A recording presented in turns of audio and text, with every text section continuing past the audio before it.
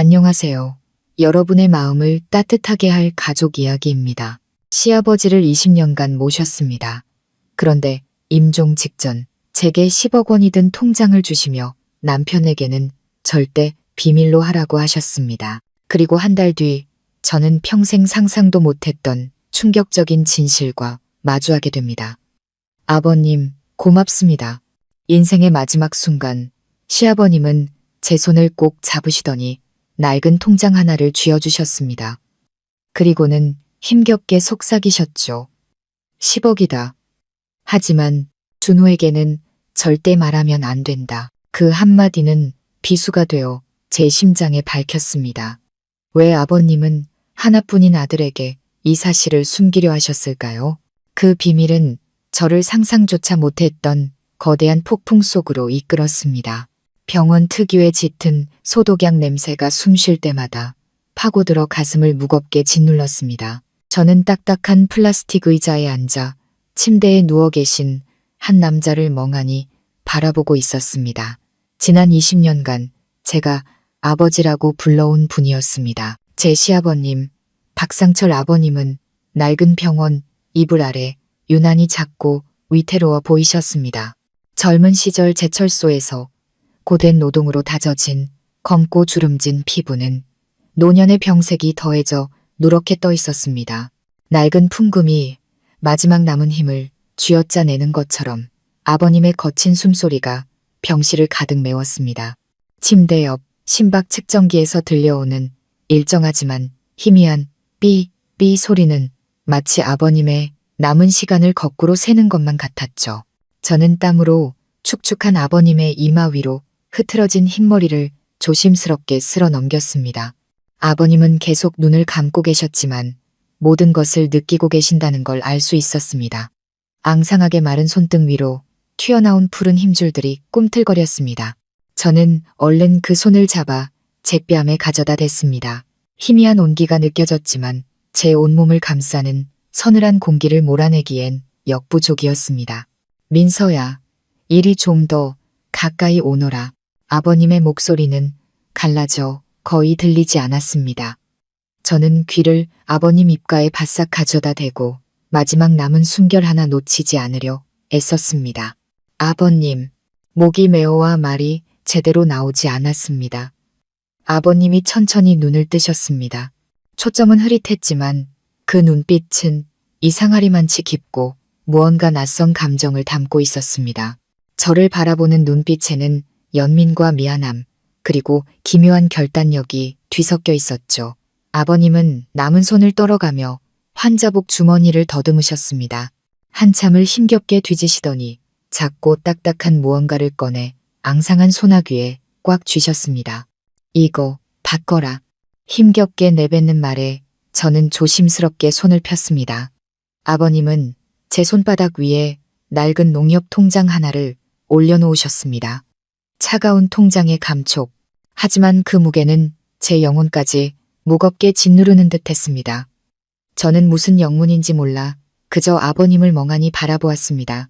이 안에 아버님은 남은 힘을 모두 끌어모으려는 듯 깊은 숨을 내쉬었습니다. 10억 원이 들어있다. 10억. 그 숫자가 귓가에 맴돌았지만 저는 도무지 그 의미를 이해할 수 없었습니다. 평생 부엌과 텃밭, 그리고 시아버지의 병상을 떠나본 적 없는 제게는 너무나도 비현실적인 금액이었으니까요. 제가 잘못 들었거나 아버님이 잠시 정신이 흐려지신 거라고 생각했습니다. 저는 눈물을 흘리며 고개를 저었습니다. 아버님, 무슨 말씀이세요? 기운 없으시니 그만 말씀하시고 좀 쉬세요. 아니다. 내 말 들어라. 아버님은 제 손을 힘주어 잡으셨습니다. 정신 똑똑히 차리고 들어. 10억. 내 엄마와 널 위해 내가 마련한 돈이다. 저는 그 자리에 얼어붙었습니다. 주변의 모든 소리가 멀어지고 아버님의 목소리만이 귓가에 울려 퍼졌습니다. 비밀번호는 우리 하나 생일이다. 우리 손녀딸 생년월일 잊지 말거라. 아버님은 제 눈을 똑바로 바라보며 간절하게 말씀하셨습니다. 그리고 가장 중요한 게 있다. 아버님은 잠시 말을 멈췄고 숨이 점점 가빠졌습니다. 제가 겁에 질려 간호사를 부르려 하자 아버님은 제 손을 놓지 않으셨습니다. 민서야, 나랑 약속 하나만 하거라. 네, 아버님. 뭐든지 말씀만 하세요. 다 약속할게요. 저는 흐느끼며 대답했습니다. 그 순간 아버님의 눈빛이 명령과 애원이 뒤섞인 채 날카롭게 빛났습니다. 절대로 준호 녀석에게는 말하지 마라. 단 한마디도 약속할 수 있겠느냐. 아버님의 말씀은 제 머리를 세게 얻어맞은 듯한 충격을 주었습니다. 왜 준호 씨에게 말하면 안 된다는 걸까요? 그는 제 남편이자 아버님의 하나뿐인 아들인데 온갖 의문이 솟구쳤지만 아버님의 눈빛을 보자 그것이 마지막 유언이자 지금 이 순간 가장 간절한 바람이라는 것을 알 수 있었습니다. 아버님을 실망시켜 드릴 수는 없었습니다. 네, 아버님, 약속할게요. 절대로 준호 씨에게는 말하지 않을게요. 저는 눈물 속에서 고개를 끄덕였습니다. 제 약속을 듣고 나서야 아버님은 마지막 짐을 내려놓은 듯 편안한 표정이 되셨습니다. 저를 사랑 가득한 눈으로 한 번 더 바라보시더니 천천히 눈을 감으셨습니다. 제 손을 잡고 있던 손에서 힘이 빠져나갔습니다. 그리고 길게 울리는 삐 소리가 제게 남은 마지막 희망의 끈을 날카롭게 끊어버렸습니다. 아버님은 가셨습니다. 제게 거대한 비밀을 남기신 채 너무나도 편안한 얼굴로 떠나셨습니다. 저는 침대 옆에 주저앉아 차갑게 식어가는 아버님의 손에 얼굴을 묻고 소리 없이 울었습니다. 제 손바닥 안에는 낡고 비밀스러운 통장이 여전히 남아 있었습니다. 왜 아버님이 이런 일을 하셨는지, 왜 그런 이상한 유언을 남기셨는지 저는 아무것도 이해할 수 없었습니다. 그저 감당할 수 없는 상실감과 지친 제 어깨를 짓누르는 미래에 대한 막막한 두려움만이 저를 휘감을 뿐이었습니다. 옷주머니 속 차가운 통장이 마치 무거운 돌덩이처럼 느껴졌습니다. 이따금씩 몸에 부딪힐 때마다 병원에서의 그 운명적인 오후를 떠올리게 했습니다. 시아버님이 돌아가신 지 며칠이 흘렀습니다. 원래도 조용했던 집은 더욱 텅 빈 것처럼 느껴졌습니다. 장례를 무사히 치르고 조문객들도 모두 돌아가자 횡한 집에는 저와 딸 하나, 그리고 남편 준호 씨, 이렇게 셋만 남았습니다. 남편은 서울에서 막 내려와 슬픔에 잠긴 표정으로 장례 절차를 도맡아 처리했습니다. 하지만 그의 눈에서는 아버지를 잃은 진정한 슬픔보다는 피곤함과 서두름이 더 강하게 느껴졌습니다. 그날 밤 저는 도저히 잠을 이룰 수 없었습니다. 홀로 툇마루에 앉아 달빛 아래 희미하게 보이는 마당을 바라보았습니다. 차가운 밤바람에 저도 모르게 몸을 떨자 20년 전의 기억이 어제 일처럼 생생하게 떠올랐습니다. 그해 제 나이는 막 18, 여자 나이로 가장 아름답다는 꽃다운 시절이었습니다. 저는 동네에서 제일 예쁘다는 소리를 듣던 하얀 피부에 긴 생머리를 가진 시골 처녀였죠. 저와 준호 씨는 풋풋하고 순수한 사랑을 했습니다. 저보다 2살 많았던 그는 키 크고 듬직한 데다 웃는 모습이 선한 청년이었습니다. 그의 가족은 아버님과 단둘뿐이었습니다. 어머님은 일찍 돌아가시고 시아버님 혼자 제철소에서 고된 일을 하며 그를 키워내셨죠. 그때의 아버님은 아직 기골이 장대하고 풍채 좋은 중년의 신사셨습니다. 과묵하셨지만 정이 많고 아들을 끔찍이 아끼셨죠. 제가 집에 놀러 갈 때마다 항상 따뜻하게 맞아주셨고 저를 흐뭇한 눈으로 바라보시곤 했습니다. 아들에게 늘 이렇게 말씀하셨죠. 민서, 애가 착하고 부지런하니 네가 잘해줘야 한다. 저희의 결혼식은 작았지만 마을 사람들의 축복 속에서 따뜻하게 치러졌습니다. 그렇게 저는 그의 아내가 되어 희망을 품고 새로운 삶을 시작했습니다. 제 인생은 이렇게 존경하는 시아버지와 다정한 남편 곁에서 평온하고 행복하게 흘러갈 줄로만 알았습니다. 시아버님은 저를 친딸처럼 아껴주셨습니다. 퇴근하고 돌아와 제가 부엌에서 일하고 있으면 말없이 소매를 걷고 도와주시곤 했죠. 너는 며느리지 일꾼이 아니다. 집안일은 같이 하는 거다. 준호 씨가 며칠씩 출장을 가 집에 없을 때도 항상 제게 먼저 반찬을 챙겨주시며 이런저런 이야기를 건네셨습니다. 저는 정말 운이 좋다고 생각했습니다.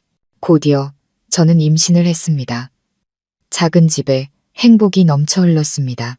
준호 씨는 제 배를 쓰다듬으며 하루 종일 싱글벙글 웃었고 아버님은 안절부절 못하시며 제게 먹을 것부터 걸음걸이까지 온갖 당부를 하셨습니다.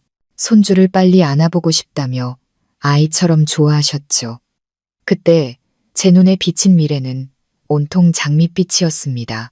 하지만 제 배가 7개월을 넘어서던 어느 운명의 날 비극이 닥쳤습니다.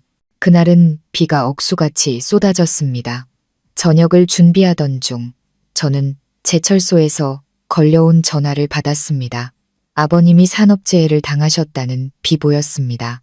거대한 철골 구조물이 무너져 내렸고 아버님이 미처 피하지 못하셨다는 것이었습니다. 그 소식을 듣는 순간 하늘이 무너지는 것 같았습니다. 저와 준호 씨는 미친 듯이 병원으로 달려갔습니다.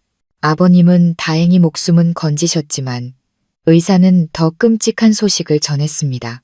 척추를 너무 심하게 다쳐 하반신이 마비될 것이고 남은 평생을 침대에 누워 지내셔야 한다는 것이었습니다. 청천벽력 같은 소리에 준호 씨는 그 자리에 얼어붙었고 저는 병원 복도에서 그대로 정신을 잃고 말았습니다. 깨어났을 때 저는 병원 침대에 누워 있었습니다. 준호 씨가 빨갛게 충혈된 눈으로 제 곁을 지키고 있었죠. 그는 제 손을 잡고 갈라진 목소리로 말했습니다. 민서야, 정신 차려야 해. 우리 아기를 생각해서라도 망연자실한 남편과 점점 불러오는 제 배를 보며 저는 눈물을 삼키고 강해져야 한다고 다짐했습니다. 하지만 이제 막 18살을 넘긴 제 어린 어깨에 지워진 미래의 무게는 너무나도 무거웠습니다. 한때 집안의 든든한 기둥이었던 시아버님은 이제 하얀 병원 천장만 바라보며 미동도 없이 누워 계셨습니다. 제 장밋빛 인생은 산산조각 나버렸습니다. 저는 제 삶이 이제껏 한 번도 상상해 본 적 없는 방향으로 흘러가리라는 것을 직감했습니다. 아름답고 행복했던 날들은 끝나고 안개처럼 막막하고 가시밭길 같은 미래가 저를 기다리고 있었습니다. 처음에 충격이 지나가자 우리는 혹독한 현실을 마주해야 했습니다. 아버님을 집으로 모셔오자 작은 집은 온갖 양냄새와 파스냄새로 가득 차 답답하고 비좁게 느껴졌습니다. 웃음소리가 가득했던 집은 깊은 한숨과 무거운 침묵으로 대체되었습니다. 모든 경제적 부담은 준호 씨의 어깨 위로 떨어졌습니다. 병원비, 약값, 곧 태어날 아이의 준비물까지 모든 것이 돈이었습니다. 회사에서 나온 보상금은 꽤 됐지만 장기적인 치료비에 비하면 턱없이 부족했죠. 철없던 청년이었던 준호 씨는 한순간에 가장이 되어야 했습니다. 저는 남편의 얼굴에 드리운 걱정과 무력감을 똑똑히 볼 수 있었습니다. 그는 말이 줄었고 홀로 툇마루에 앉아 담배를 피우며 먼 곳을 바라보는 일이 잦아졌습니다. 남편도 제 자신도 그리고 곧 태어날 아이도 너무나 가여웠습니다. 어느 날 저녁 제가 아버님 뒷바라지를 마치자 준호 씨가 저를 마당으로 불렀습니다. 그는 섬돌에 앉아 담배에 불을 붙였습니다. 깜빡이는 불빛에 그의 수척한 얼굴이 드러났습니다. 민서야. 그는 쉬어버린 목소리로 입을 열었습니다. 저는 그의 옆에 조용히 앉았습니다. 불길한 예감이 들었습니다. 우리 동네에서는 농사일밖에 할 게 없는데 이래서는 수입이 너무 적어. 이러다간 우리 가족 다 굶어 죽게 생겼어. 아버님 약값에 나중에 하나 태어나면 분유값까지 난 도저히 이대로는 못 있겠어. 그럼 어쩔 생각이에요? 저는 심장이 쿵쾅거리는 것을 느끼며 조심스럽게 물었습니다. 준호 씨는 담배 연기를 길게 내뿜었습니다. 서울에 있는 친구한테서 전화가 왔는데 지금 서울에 큰 건설 현장이 많아서 사람이 많이 필요하대. 월급이 여기서 버는 것보다 몇 배는 많다고 하더라. 내가 서울 가서 몇 년만 돈 벌어오려고. 그 말을 듣는 순간 가슴이 철렁 내려앉았습니다. 서울. 우리 집에서 수백 킬로미터나 떨어진 멀고 낯선 도시. 그가 떠나면 이 집에는 임신한 저와 하반신 마비가 된 시아버님, 그리고 곧 태어날 아이만 남게 됩니다.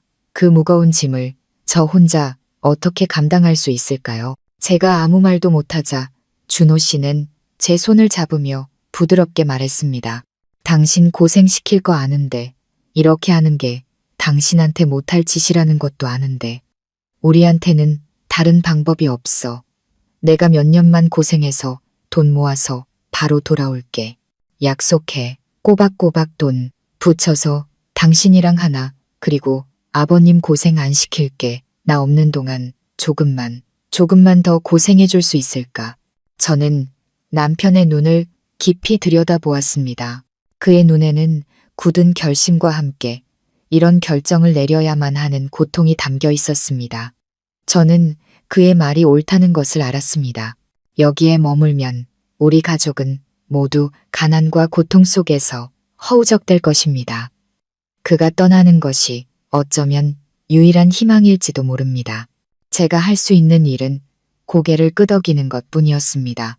가서 몸 조심해요. 그 한마디를 내뱉자마자 눈물이 터져 나왔습니다. 엄마랑 저한테 전화 자주 하고요. 준호 씨는 저를 힘껏 안았습니다. 그의 포옹은 굳건했지만 어딘가 서두르는 듯했습니다. 아마 더 오래 머물면 떠날 용기를 잃을까 두려웠던 거겠죠. 그가 떠나던 날 저는 임신 8개월의 만삭이었습니다. 저는 마을 어귀까지 그를 배웅했습니다.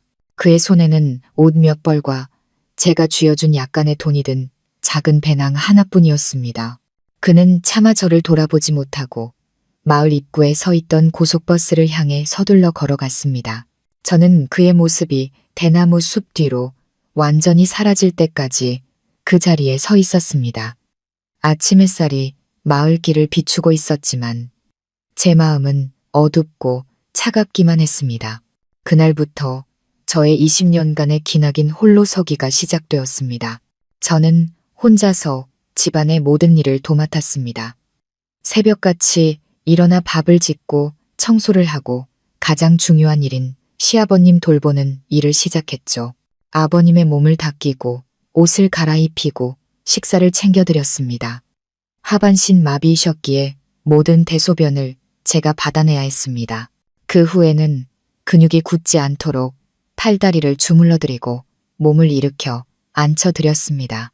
점점 불러오는 배 때문에 모든 일이 버거워졌습니다. 너무 지치고 힘들어서 주저앉아 엉엉 울고 싶을 때도 많았습니다. 하지만 낯선 타지에서 고생하고 있을 남편과 곧 태어날 아이를 생각하면 다시 힘을 내야만 했습니다. 그리고 마침내 진통이 시작되었습니다. 딸 하나는 저의 기쁨과 눈물 속에서 태어났습니다. 준호 씨는 돌아오지 못했습니다. 그는 전화기 너머로 미안함 가득한 목소리로 말했습니다. 공사 현장이 너무 바빠서 도저히 쉴 수가 없다고, 대신 돈을 붙였다고 했습니다.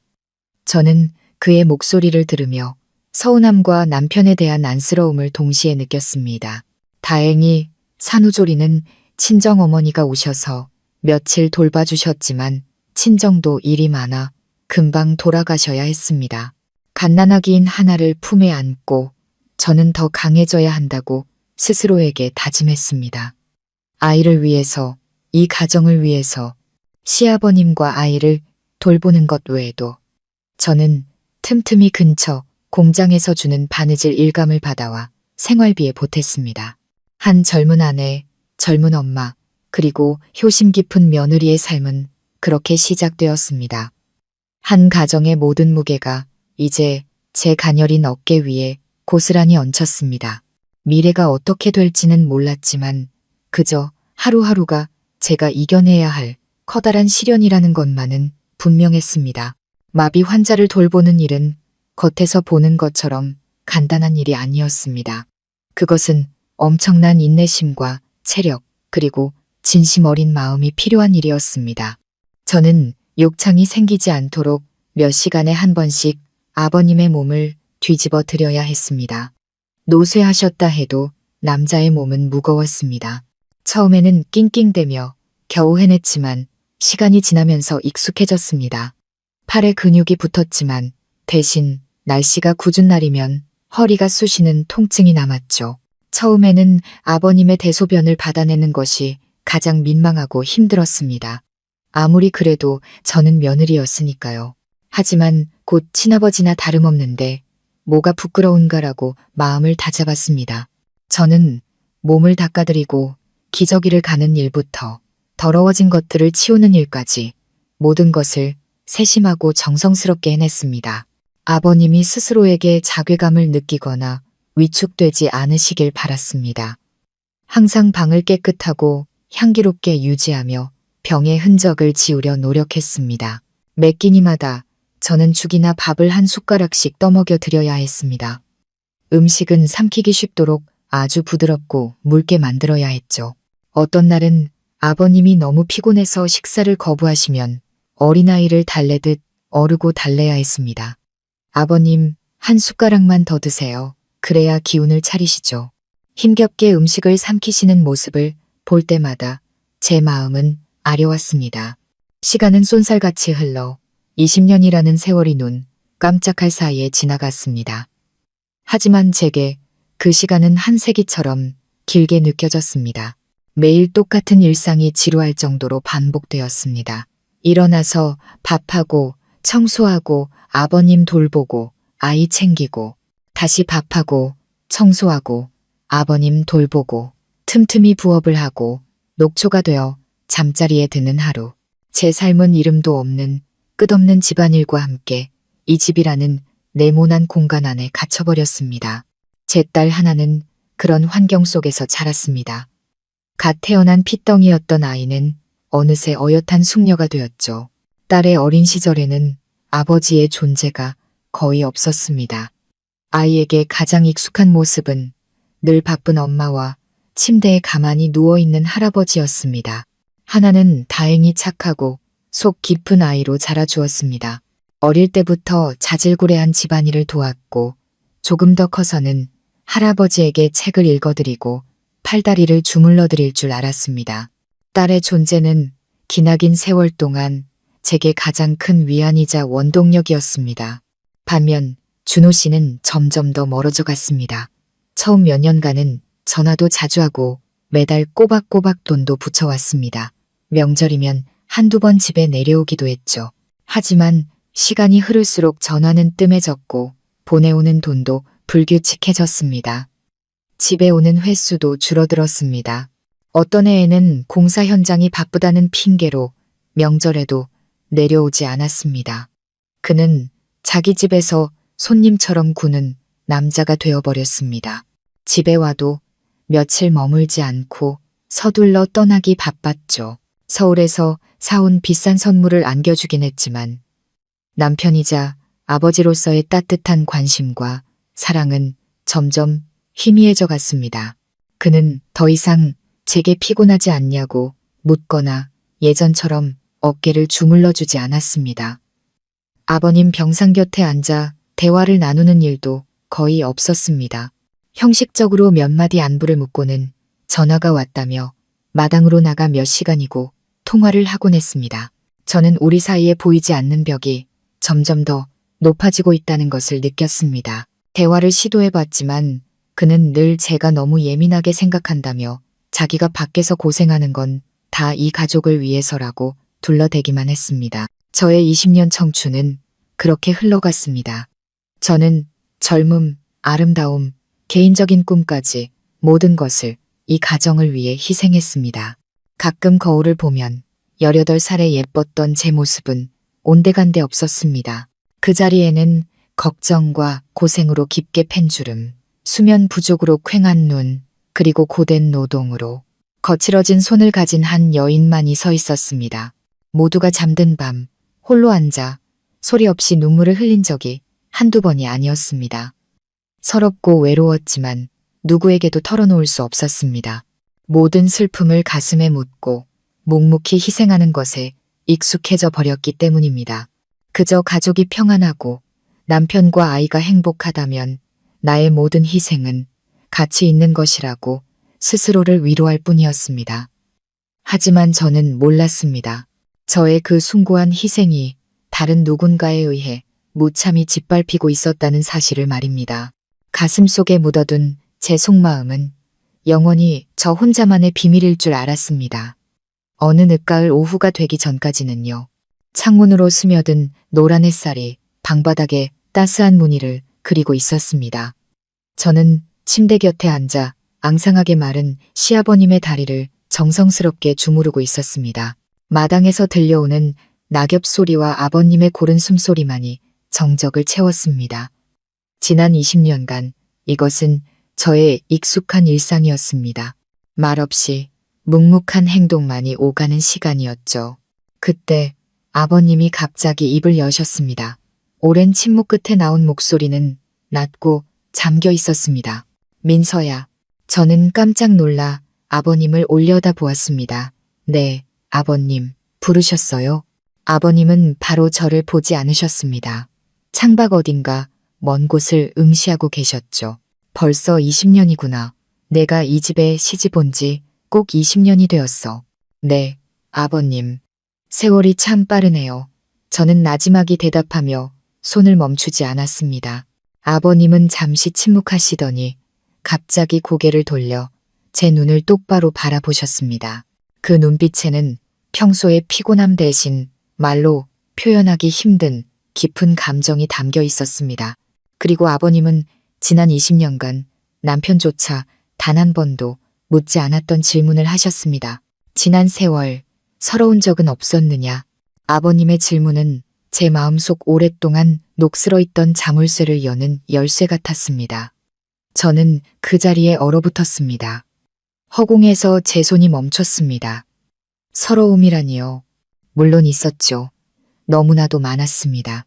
아이가 아파 끙끙 앓을 때 홀로 밤을 새우던 밤들, 명절에 다른 집 가족들이 모여 웃음꽃을 피우는 것을 볼 때, 돌아오겠다는 남편의 약속이 몇 번이고 깨졌을 때, 너무 지쳐 쓰러질 것 같은데 기댈 어깨 하나 없을 때, 하지만 제가 무슨 말을 할 수 있을까요?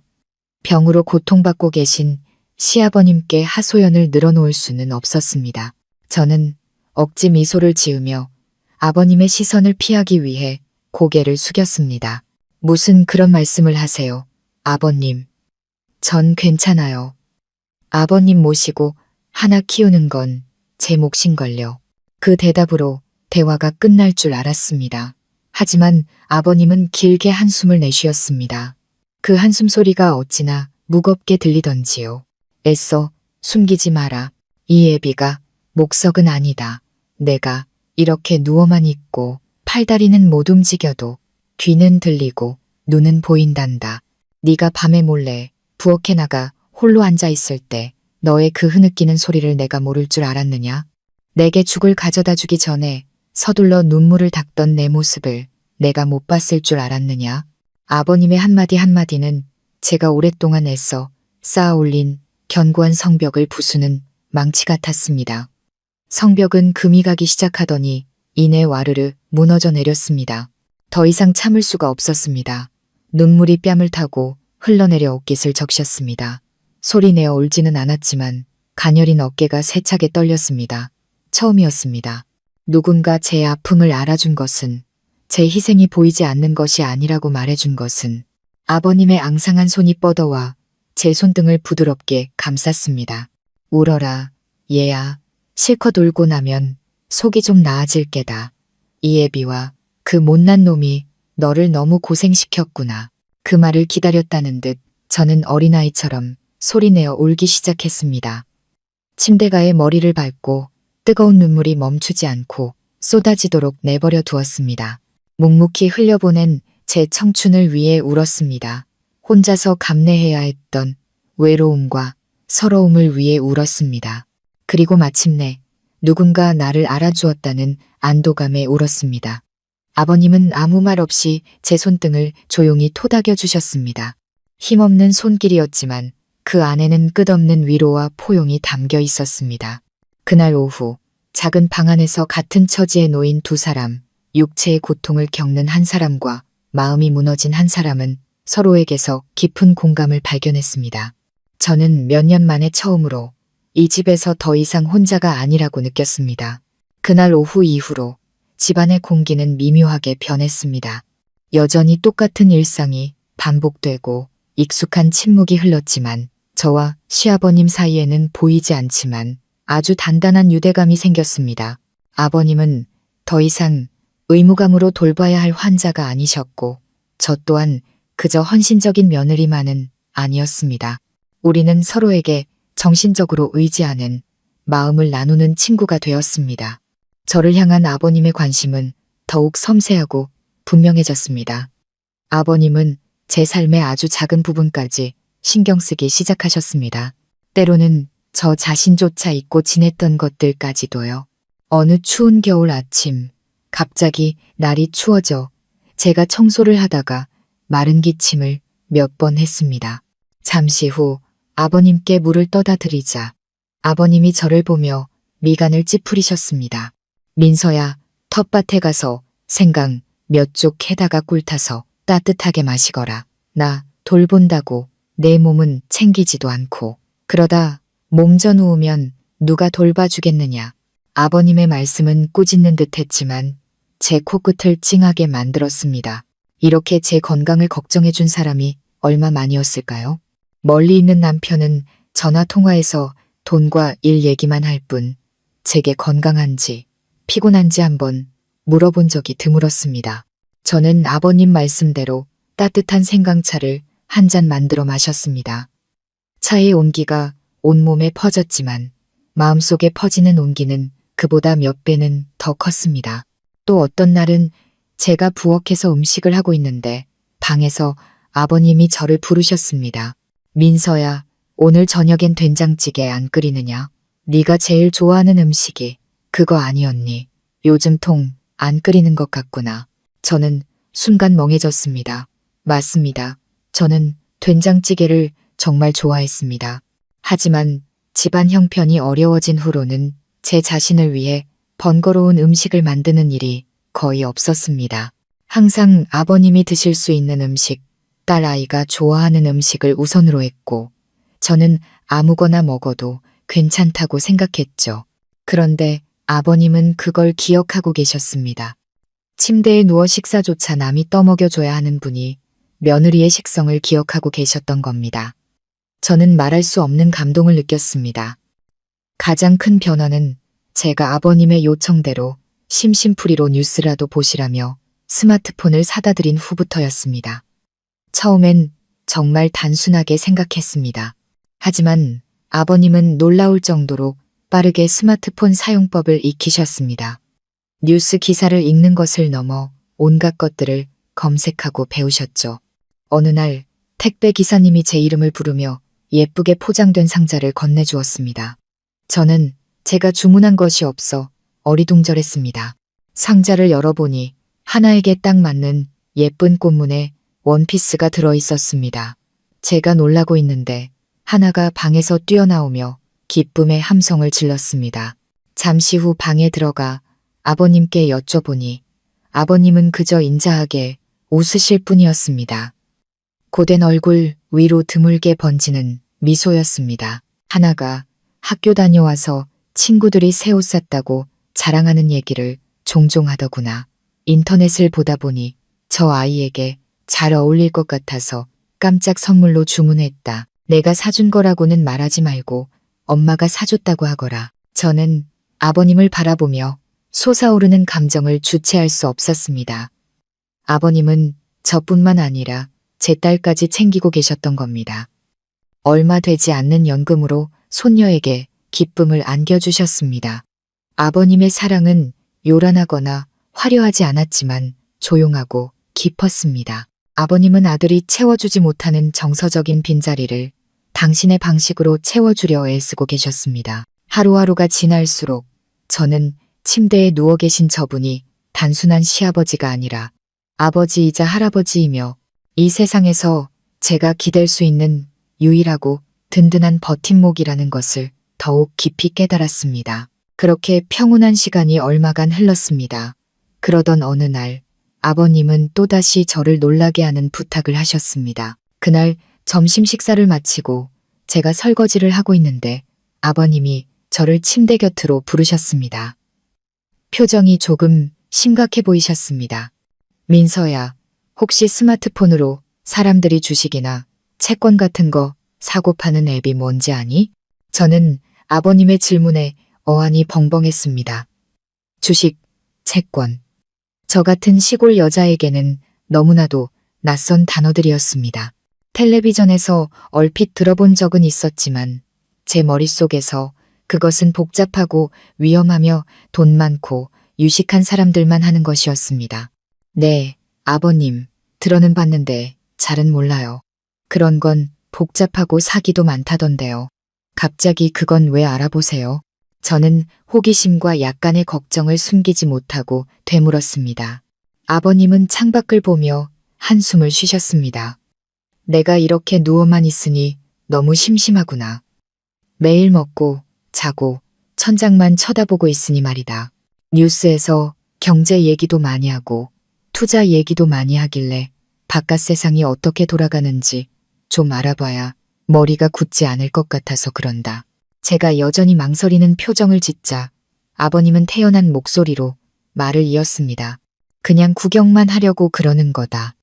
내 연금이랑 예전에 사고 났을 때 받은 보상금 남은 게 은행에 좀 있는데 몇 년째 그냥 넣어두니 이자도 거의 안 붙지 않느냐.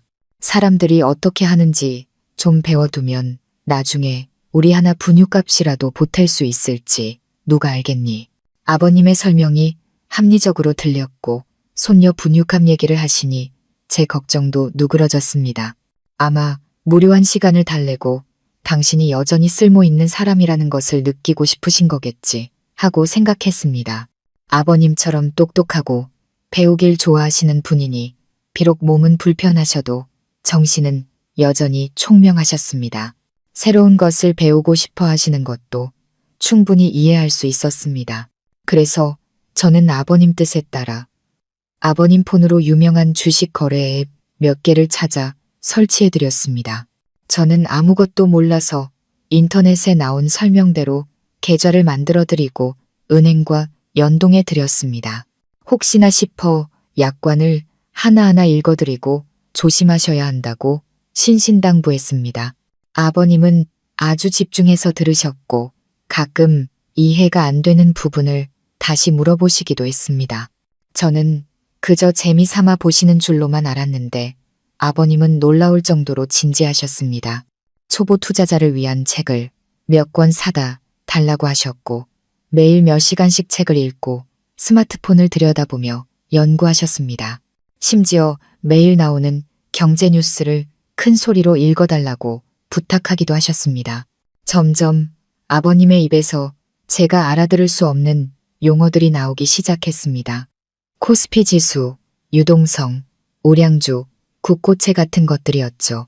가끔 아버님이 누군가와 통화하는 것을 보기도 했습니다. 아주 작고 조심스럽게 말씀하셨지만 얼핏 듣기에도 투자에 대해 이야기하는 것 같았습니다. 제가 방에 들어가면 아버님은 서둘러 전화를 끊거나 다른 주제로 화제를 돌리셨습니다. 은퇴한 노인들이 모여서 재미로 투자 공부하는 모임에 참여하고 있다고 말씀하셨죠. 아버님의 비밀스러운 모습에 조금 의아했지만 저는 아버님을 전적으로 믿었습니다. 그저 새로운 취미를 찾으신 것이고 침대 위에서의 답답한 삶에서 의미와 즐거움을 찾는 방법이라고 단순하게 생각했습니다. 저는 전혀 알지 못했습니다. 그 무해해 보이는 활동 뒤에서 거대하고 은밀한 계획이 시작되고 있었다는 것을. 훗날 제 모녀의 인생을 완전히 바꾸어 놓을 그 계획을 말입니다. 시아버님이 남몰래 당신만의 계획을 세우고 계시는 동안 다른 폭풍이 밀려오기 시작했습니다. 바로 남편 준호 씨에게서였죠.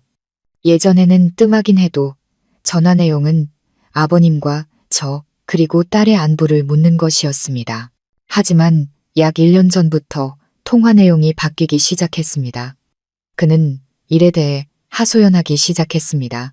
요즘 서울에서 일 구하기가 너무 힘들어.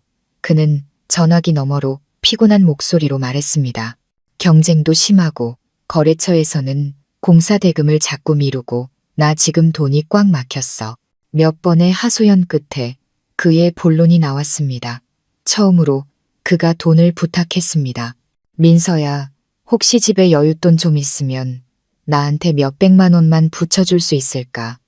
급한데 좀 써야 해서. 거래처에서 돈 들어오면 바로 갚을게. 그의 말을 듣고 저는 걱정과 안쓰러움이 동시에 들었습니다. 낯선 타지에서 혼자 고생하는 남편이 안쓰러웠고 집안의 경제 상황이 걱정되었습니다. 저는 망설임 없이 집에 있던 얼마 안 되는 예금을 모두 모아 은행에서 그에게 붙였습니다. 그가 정말로 어려운 상황에 처해 있을 거라고 굳게 믿었습니다. 하지만 한 번이 두 번이 되고 두 번이 세 번이 되었습니다. 그가 돈을 요구하는 횟수는 점점 잦아졌습니다.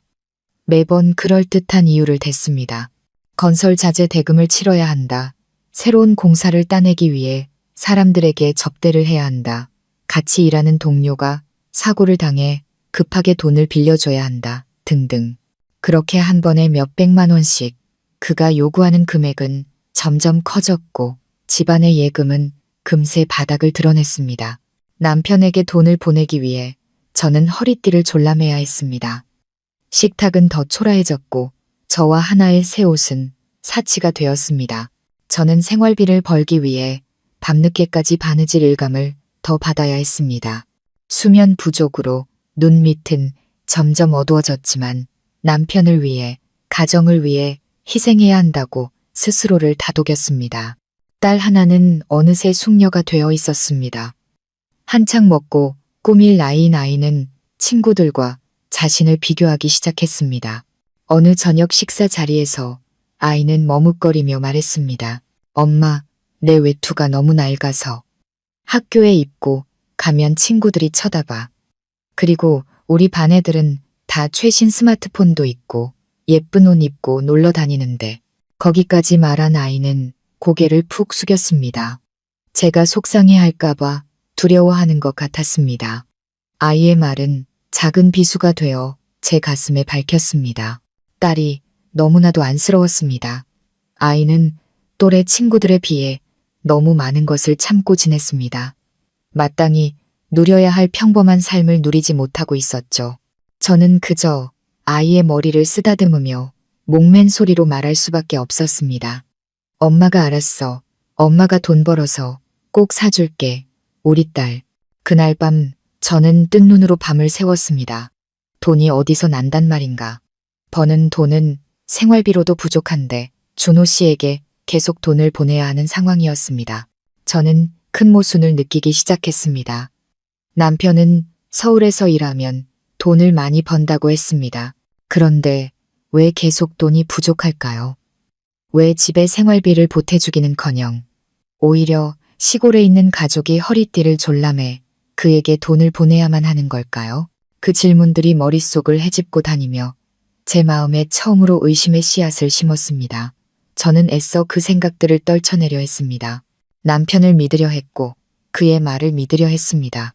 하지만 불안감은 점점 커져가는 먹구름처럼 이미 수많은 풍파를 겪은 제 모녀의 삶 위로 또 다른 폭풍이 몰려오고 있음을 예고하고 있었습니다. 한 번 싹튼 의심의 씨앗은 제 마음속에서 조용히 자라나기 시작했습니다. 저는 애써 그것을 무시하고 일상의 고단함 속에 깊이 묻어두려 했습니다. 하지만 의심은 끈질기게 고개를 들고 제 모든 생각을 파고들었습니다. 준호 씨의 말과 행동 사이의 모순은 점점 더 뚜렷해졌습니다. 그는 일이 어렵다고 했지만 아주 가끔 집에 내려올 때면 항상 말끔한 옷차림에 최신형 스마트폰을 들고 있었고 몸에서는 낯선 향수 냄새가 희미하게 풍겼습니다. 모든 것이 그저 막연한 의심으로 끝났을지도 모릅니다. 어느 날 오후 시아버님과의 대화가 없었다면 말입니다. 그날 저는 준호 씨의 전화를 막 끄는 참이었습니다. 또다시 익숙한 레퍼토리였습니다. 일에 대한 하소연으로 시작해 500만 원을 빌려달라는 요구로 끝났죠. 인부들 월급을 줘야 하는데 돈을 주지 않으면 파업을 할 거라고 했습니다. 제 마음은 무겁게 가라앉았습니다. 너무 큰 돈이었습니다. 어디서 그 돈을 구한단 말인가. 딸아이에게 새 외투를 사주겠다는 약속은 또 미뤄야 했고 친척과 이웃에게 다시 손을 벌려야 했습니다. 전화를 끊고 저는 툇마루에 멍하니 앉아 있었습니다. 마음이 실타래처럼 복잡하게 엉켜 있었습니다. 방 안에 계시던 아버님이 통화 내용을 전부 들으셨던 모양입니다. 저를 부르셨습니다. 준호 녀석이 또 돈 달라고 전화했더냐. 아버님은 깊은 눈으로 저를 바라보며 물으셨습니다. 저는 지친 기색을 숨기지 못하고 고개를 끄덕였습니다. 네, 아버님. 일 때문에 급하게 필요하다고 하네요. 아버님은 한동안 말이 없으셨습니다. 그의 총명한 눈빛은 제 마음속까지 꿰뚫어 보는 듯 했습니다. 그리고 천천히 입을 여셨습니다. 그의 질문은 저로 하여금 모든 것을 다시 생각하게 만들었습니다. 민서야, 너는 지난 20년간 준호 녀석이 얼마를 벌었고 집에는 얼마를 보냈는지 한 번이라도 계산해 본 적이 있느냐? 아버님의 질문은 질책이 아니었습니다. 이성적이고 냉철한 깨우침이었습니다. 정말 그랬습니다. 저는 한 번도 그런 생각을 해본 적이 없었습니다. 그저 믿고 희생하고 남편이 하라는 대로 따랐을 뿐입니다. 단 한 번도 그를 의심하거나 계산하려 들지 않았습니다. 제가 멍하니 있자 아버님은 말을 이으셨습니다. 그의 목소리는 여전히 차분했지만 한마디 한마디가 제 가슴을 때리는 망치 같았습니다. 내 말을 잘 들어라. 남자가 집을 떠나 타지에서 돈을 번다는 것은 처자식과 가족을 책임지기 위함이다. 그런데 만약 그 오랜 세월 동안 가족에게 생활비 한 푼 제대로 보내주지 못하고 오히려 시골집에서 돈을 빌려가야 하는 상황이라면 가능성은 두 가지뿐이다. 아버님은 잠시 말을 멈추고 저를 똑바로 바라보셨습니다.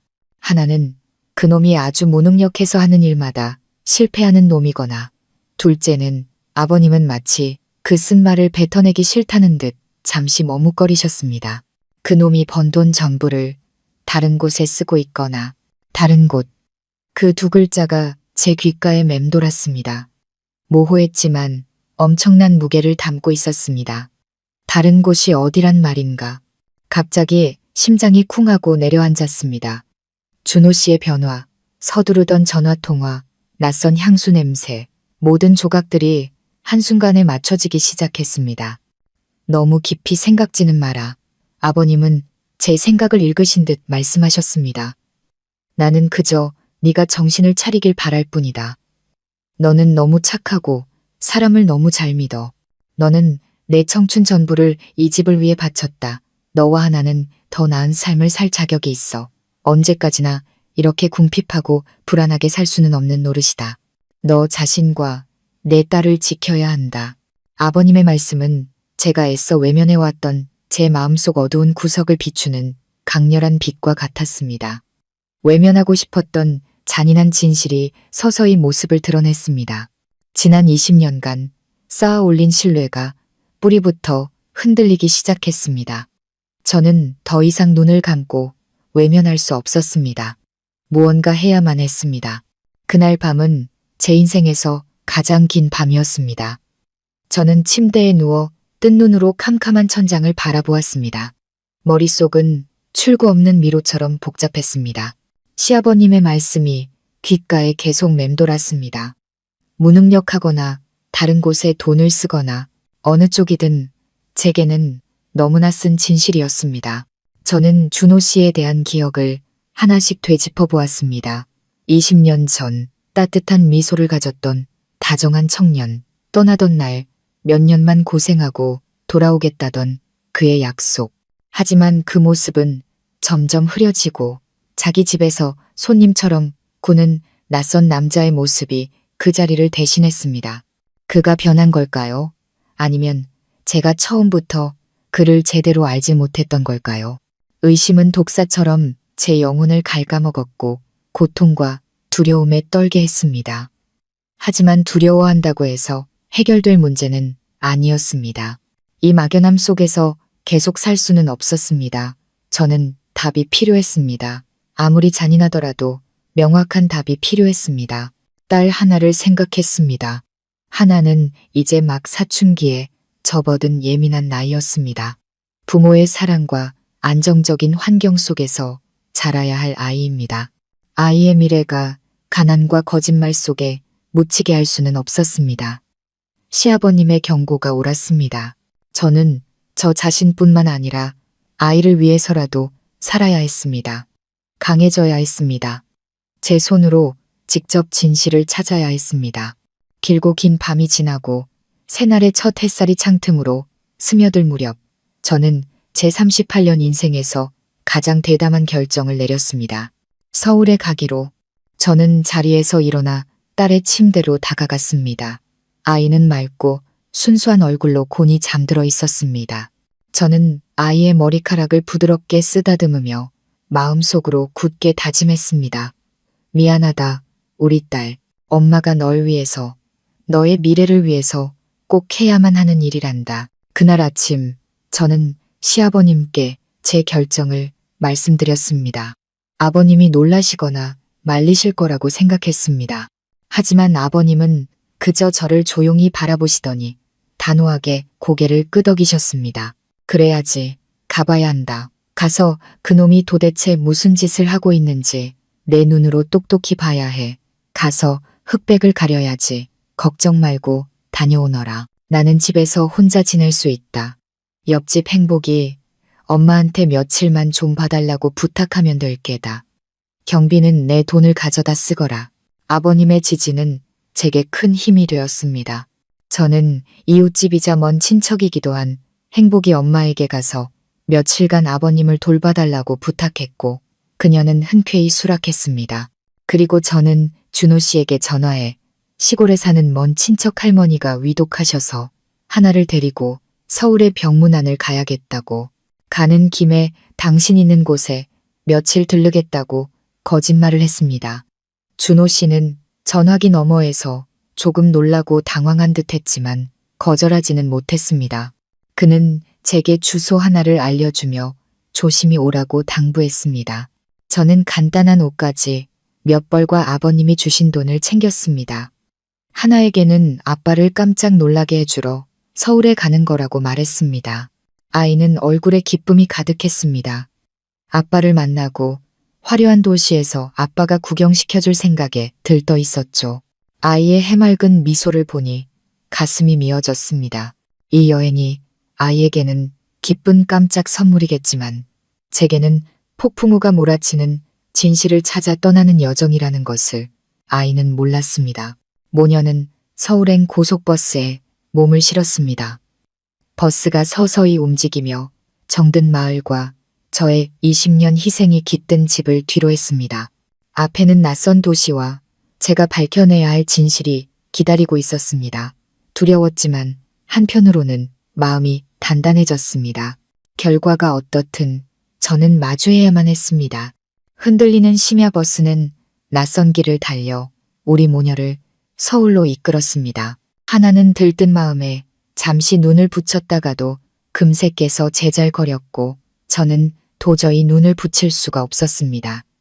서울에 가까워질수록 마음은 더욱 무겁게 가라앉았습니다. 남편이 20년간 살아온 그 도시는 제게는 너무나도 낯설고 두려운 비밀을 품고 있는 곳이었습니다.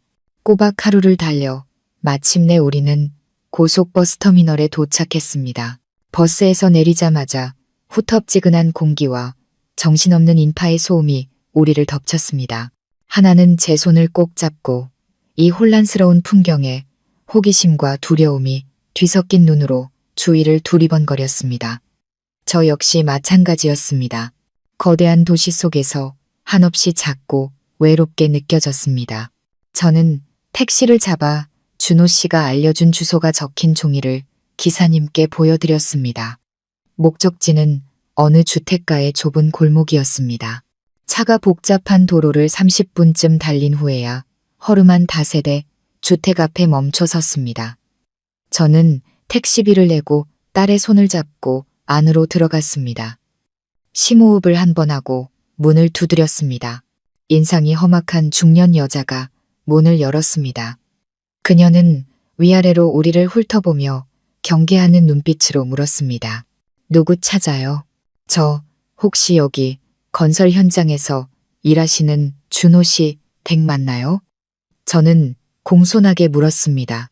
여자는 입술을 삐죽이며 퉁명스럽게 대답했습니다. 준호? 아, 안쪽 방에 살던 그 총각?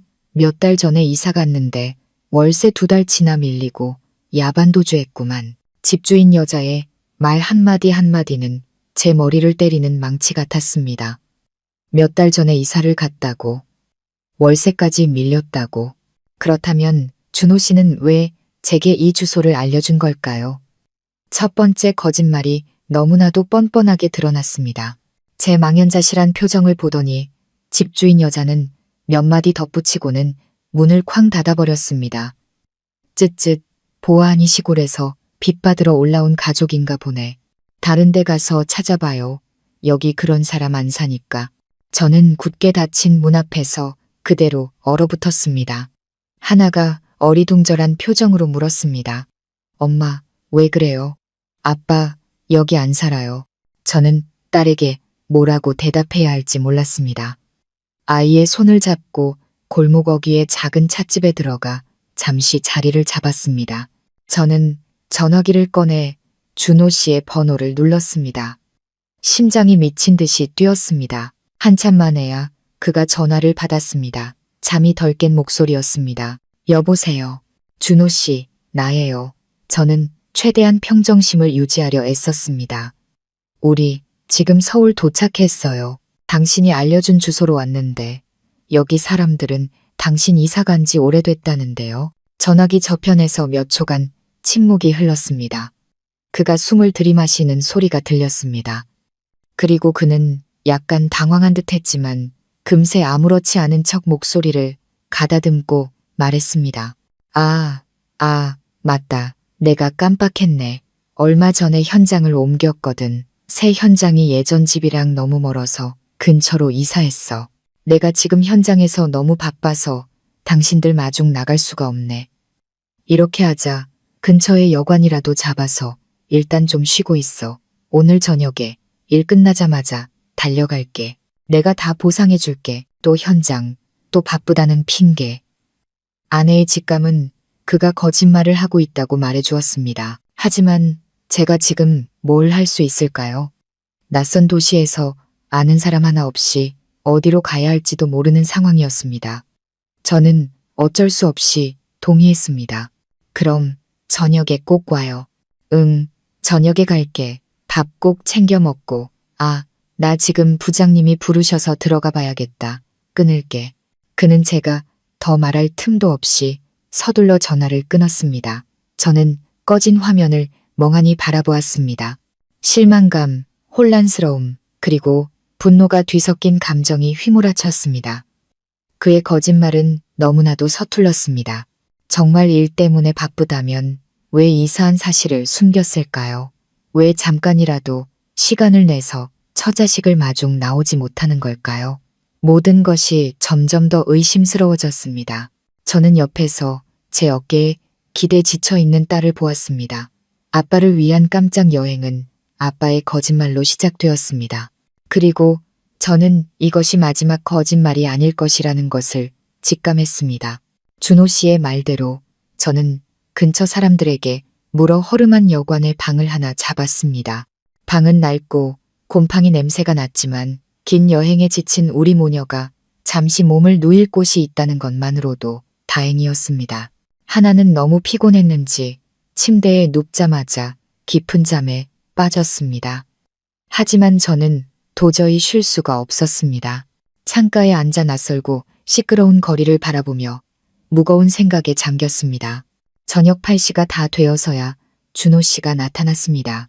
그는 커다란 과일 바구니를 들고 어색한 미소를 지으며 방으로 들어왔습니다. 그의 모습은 제가 상상하던 고된 노동자의 모습과는 거리가 멀었습니다. 고급 셔츠에 잘 다려진 바지, 깔끔하게 빗어 넘긴 머리까지, 먼지 가득한 건설. 현장에서 막 퇴근한 사람의 모습이 아니었습니다. 미안해. 오늘 일이 너무 많아서 이제야 끝났어. 그는 과일 바구니를 내려놓고는 곤히 잠든 딸에게 다가가 뺨에 입을 맞췄습니다. 우리 딸, 오느라 고생 많았지. 그의 행동은 자연스러워 보였지만 그 이면의 어색함과 불편함을 저는 느낄 수 있었습니다. 근데 갑자기 어떻게 올 생각을 했어. 미리 말이라도 해주지. 그는 제게로 고개를 돌리며 가볍게 핀잔을 주듯 물었습니다. 당신을 놀라게 해주고 싶었어요. 저는 그의 눈을 똑바로 쳐다보며 대답했습니다. 그리고 하나가 아빠를 너무 보고 싶어 해서요.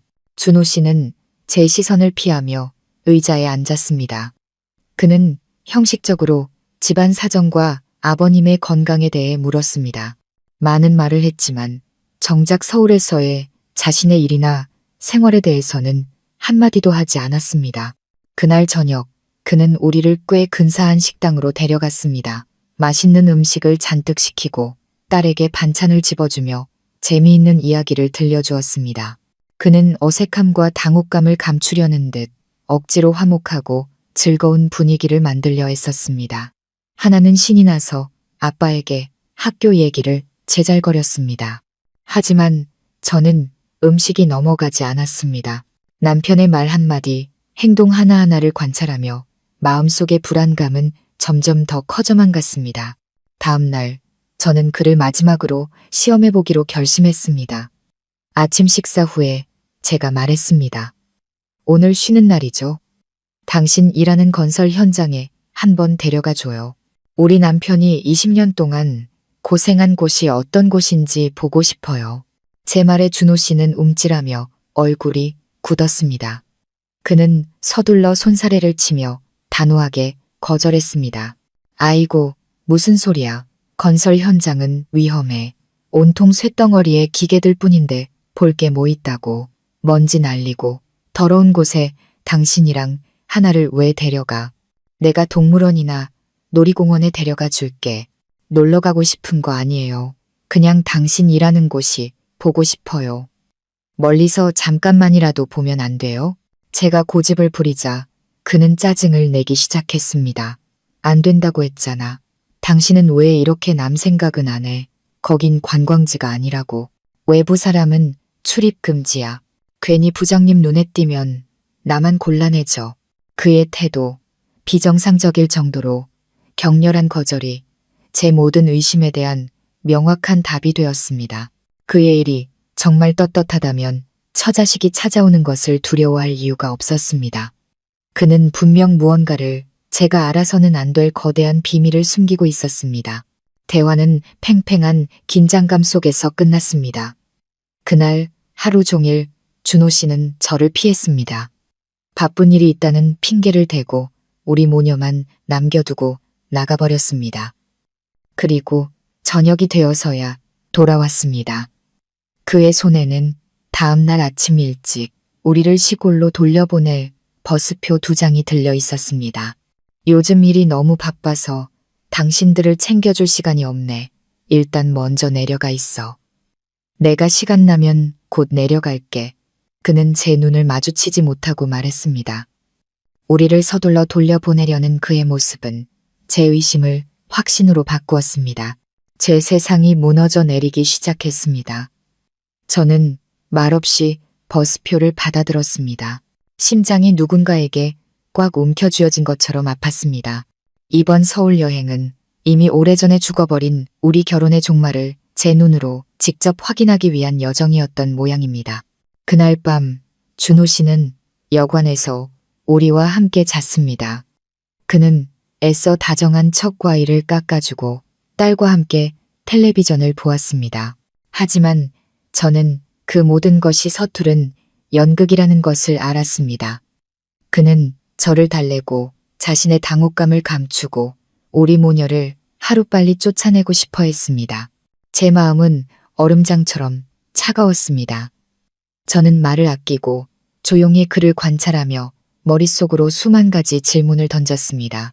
밤 10시가 넘어 하나가 깊이 잠들자 준호 씨는 담배를 사러 나간다며 자리에서 일어났습니다. 그는 탁자 위에 지갑을 집어들고 서둘러 밖으로 나갔습니다. 아마 너무 서둘렀거나 제가 절대 그러지 않을 거라고 확신했기 때문이겠지요. 그는 자신의 최신형 스마트폰을 침대 머리맡에 두고 나갔습니다. 방문이 닫히는 소리가 들렸습니다. 저는 몇 분간 미동도 없이 앉아 있었습니다. 검은 화면의 스마트폰. 하지만 제게 그것은 제가 그토록 찾아 헤매던 모든 비밀이 담긴 판도라의 상자처럼 보였습니다. 제 안에서 격렬한 싸움이 일어났습니다. 한쪽에서는 안 돼. 이건 남편의 사생활이야. 이건 잘못된 일이야. 라고 소리쳤고, 다른 한쪽 20년의 청춘을 희생하고 배신당한 아내의 편에서는 진실을 알아야 해라고 저를 부추겼습니다. 결국 상처와 의심이 이겼습니다. 제 손이 떨며 스마트폰을 집어들었습니다. 지금 제 심장처럼 차갑게 느껴졌습니다. 화면을 켜자 다행인지 불행인지 비밀번호가 걸려있지 않았습니다. 배경화면에는 제 딸 하나가 환하게 웃고 있는 사진이 있었습니다. 그 사진이 비수가 되어 제 가슴을 찔렀습니다. 딸의 사진을 배경화면으로 해놓을 만큼 생각하면서 왜 우리 모녀에게는 이렇게 대하는 걸까요? 저는 심호흡을 하며 미친 듯이 뛰는 심장을 진정시켰습니다. 사진첩을 열었습니다. 딸의 익숙한 사진들, 시골집 사진, 풍경 사진 몇 장을 지나치던 제 손가락이 멈췄습니다. 심장이 멎는 것 같았습니다. 완전히 다른 종류의 사진들이었습니다. 사진 속 준호 씨는 너무나도 행복하게 웃고 있었습니다. 젊고 아름다운 여자의 허리를 감싸 안고 있었죠. 그들은 해변에서, 고급 레스토랑에서, 화려한 아파트 앞에서 다정하게 서 있었습니다. 여자는 20대 초반으로 보였습니다. 그녀는 준호 씨의 어깨에 머리를 기대고 사랑이 넘치는 눈으로 그를 바라보고 있었습니다. 그리고 다음 사진은 제 숨을 멎게 만들었습니다. 그 사진 속에서 준호 씨와 그 여자는 서너 살쯤 되어 보이는 귀여운 남자아이를 함께 안고 있었습니다. 세 사람은 마치 세상에서 가장 행복한 가족처럼 환하게 웃고 있었습니다. 제 주변의 세상이 흔들리더니 산산조각 났습니다. 귓가에는 시끄러운 차 소리 대신 제 심장이 부서지는 소리만 들렸습니다. 등골을 타고 차가운 기운이 흘렀습니다. 그래, 이곳이었구나. 시아버님이 말씀하셨던 다른 곳. 이것이 모든 것의 이유였습니다. 거짓말, 차가운 태도, 계속되던 돈 요구, 우리를 서둘러 돌려보내려 했던 이유까지. 충격이 지나가자 더 알아야 한다는 충동이 밀려왔습니다. 저는 떨리는 손으로 사진첩을 닫고 메시지 앱을 열었습니다. 자기야 데이라는 이름으로 저장된 대화가 가장 위에 고정되어 있었습니다. 저는 그것을 눌렀습니다. 수천 개의 메시지가 눈앞에 펼쳐졌습니다. 여보, 퇴근했어요? 우리 아들이 아빠 보고 싶대요. 자기야, 아기 분유값 보냈어. 우리 월말에 부산 여행 가자. 오늘 시골에 있는 그 여자한테서 또 전화 왔어? 또 돈 달라는 거지? 절대 보내주지 마. 당신 돈은 나랑 우리 아들 위해서만 쓰는 거야. 그리고 준호 씨의 답장. 알았어, 자기야. 나 지금 거래처 사람 만나는 중이니까 이따 저녁에 전화할게. 사랑해, 우리 아내, 우리 아들. 여보, 아내, 아들. 그 다정한 단어들이 수천 개의 바늘이 되어 제 살을 찔렀습니다. 저는 한 글자도 놓치지 않고 모든 것을 읽었습니다. 마치 물에 빠져 죽어가는 사람이 왜 자신이 바다에 밀쳐졌는지 필사적으로 이해하려는 것처럼. 그는 이미 오래전에 다른 가정을 꾸렸던 겁니다.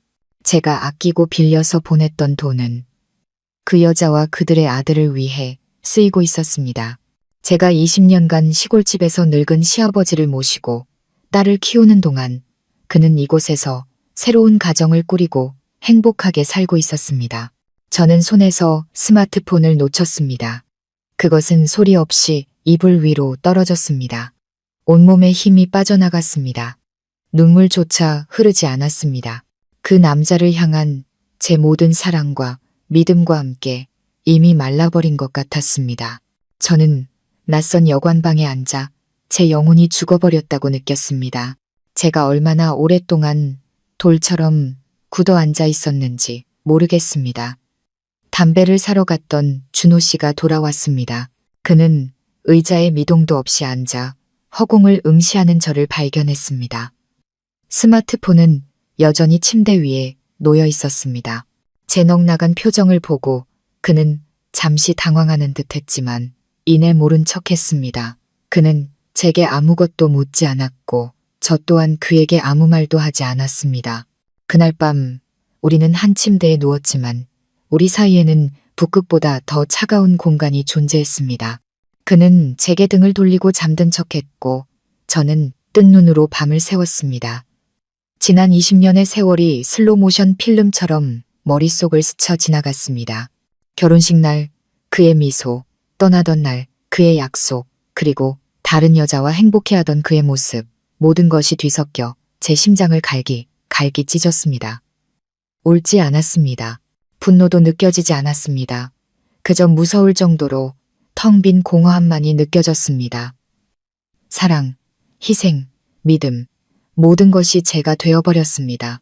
다음 날 새벽, 동이 트기도 전에 준호 씨는 우리 모녀를 서둘러 깨워 터미널로 향했습니다. 그는 우리를 버스 타는 곳까지 데려다주고 김밥 2줄과 약간의 돈을 제 손에 쥐어주었습니다. 이거 가지고 하나 맛있는 거 사주고 집에 도착하면 전화해. 그는 여전히 제 눈을 똑바로 쳐다보지 못하고 말했습니다. 저는 대답도 쳐다보지도 않았습니다. 그저 말없이 돈을 받아들고 하나의 손을 잡고 버스에 올랐습니다. 하나는 창밖으로 아빠를 향해 손을 흔들었습니다. 아빠, 빨리 집에 와야 해. 아이의 천진난만한 목소리가 제 가슴을 도려내는 것 같았습니다. 저는 아이의 고개를 안쪽으로 돌려 곧 죽을 것 같은 제 표정을 보지 못하게 했습니다. 버스가 움직이기 시작했습니다. 저의 모든 것을 앗아간 도시를 떠났습니다. 저는 차창에 머리를 기대고 점점 멀어지는 높은 빌딩과 복잡한 거리를 바라보았습니다. 화려한 도시 서울. 하지만 제게 그곳은 제 결혼 생활을 묻어버린 거대한 무덤일 뿐이었습니다. 돌아오는 내내 하나는 제잘거렸습니다. 아이는 도시에서 본 신기한 것들, 아빠를 만나 얼마나 기뻤는지에 대해 쉴 새 없이 이야기했습니다. 저는 그저 건성으로 대답할 뿐이었습니다. 머릿속은 텅 비어 있었습니다. 저는 영혼 없는 껍데기 같았습니다. 아이 앞에서 울지 않으려고, 약한 모습을 보이지 않으려고, 아무렇지 않은 척하려고 필사적으로 노력했습니다. 하지만 저의 변화를 예리한 시아버님의 눈까지 속일 수는 없었습니다. 버스가 마을 어귀에 도착했을 때 이미 해가 저물고 있었습니다. 익숙한 흙길을 걸어 집으로 향했습니다. 우리 집은 여전히 평화롭고 고요해 보였습니다. 하지만 제게 그곳은 더 이상 따뜻한 보금자리가 아니었습니다. 텅 빈 껍데기일 뿐이었죠. 집으로 들어서자 툇마루에 앉아 계신 아버님이 보였습니다. 오랫동안 우리를 기다리신 듯 했습니다. 우리를 보신 아버님은 많은 것을 묻지 않으셨습니다. 그저 제 얼굴을 스쳐 지나가는 눈빛으로 무언가 잘못되었다는 것을 알아채신 듯 했습니다. 저는 애써 미소를 지어 보였지만 우는 것보다 더 일그러진 표정이었을 겁니다. 아버님, 저희 다녀왔어요. 갈라진 목소리가 나왔습니다. 그 뒤로는 더 이상 아무 말도 할 수 없었습니다. 저는 말없이 집으로 들어가 기계처럼 청소를 하고 저녁을 준비했습니다. 아무 감정 없이 무의식적으로 움직였습니다. 그날 저녁 식사는 무거운 침묵 속에서 이루어졌습니다. 하나만이 천진난만하게 여행 이야기를 늘어놓았고 저와 아버님은 각자 다른 생각에 잠겨 있었습니다. 아버님은 제게 아무것도 캐묻지 않으셨습니다. 그저 걱정과 연민이 가득한 눈으로 저를 조용히 지켜보실 뿐이었습니다. 아버님은 알고 계셨습니다. 제가 긴 여행의 피로뿐만 아니라 산산조각 난 마음을 가지고 돌아왔다는 것을. 서울에서 돌아온 후 이틀 동안 저는 몽유병 환자처럼 지냈습니다. 낮에는 기계처럼 집안일을 했습니다. 시아버님을 돌보고 밥을 하고 청소를 했죠. 딸 앞에서는 아무렇지 않은 척 웃고 이야기하려 애썼습니다. 하지만 밤이 되어 아이가 잠들면 저는 홀로 어둠 속에 앉아 제 마음을 갉아먹는 고통과 마주해야 했습니다. 준호 씨의 배신은 유령처럼 잠자는 동안에도 저를 괴롭혔습니다. 눈물은 이미 말라버린 듯 더 이상 흐르지 않았고 가슴 속에는 그저 묵직한 통증과 끝없는 공허함만이 남았습니다. 시아버님은 모든 것을 알고 계셨습니다. 제게 무슨 일이 있었는지 묻지는 않으셨지만 저를 향한 관심은 더욱 세심해졌습니다. 아버님은 종종 말없이 저를 바라보셨고 그 눈빛에는 걱정과 안쓰러움이 가득했습니다. 제가 억지로 버티고 있다는 것을 아시고 스스로 정리할 시간을 주셨습니다. 그러던 어느 날 밤 모두가 잠든 후 저는 홀로 툇마루에 앉아 있었습니다. 하늘에는 달도 별도 없이 제 마음처럼 칠흑 같은 어둠만이 깔려 있었습니다. 서늘한 밤바람이 불어와 제 앙상한 어깨를 감쌌습니다. 그때 시멘트 바닥 위로 휠체어 바퀴 구르는 소리가 들렸습니다. 돌아보니 어느새 아버님이 휠체어를 끌고 툇마루로 나와 계셨습니다. 아버님은 제 곁에 멈춰 서셨습니다. 밤이 깊어 춥다. 왜 아직 여기 앉아 있느냐. 아버님의 나직하고 따뜻한 목소리가 밤의 정적을 깼습니다. 저는 대답 없이 고개만 숙인 채 깍지 낀 제 손만 내려다보았습니다. 아버님도 더는 묻지 않으시고 제 옆에 조용히 앉아 계셨습니다. 아버님의 침묵은 답답하지 않았습니다. 오히려 따뜻한 위로처럼 느껴졌습니다.